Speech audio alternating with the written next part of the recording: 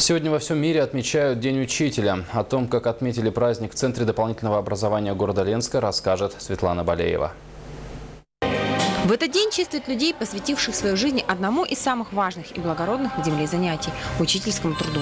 В системе образования Ленского района трудятся профессионалы, мастера своего дела. Педагогический стаж многих педагогов заслуживает уважения.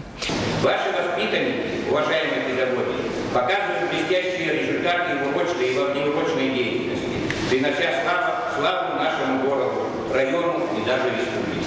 В этот день знаком почетного работника за значительные успехи в организации и совершенствовании воспитательской деятельности грамотами и ценными подарками были награждены педагоги школ города и района. С праздником!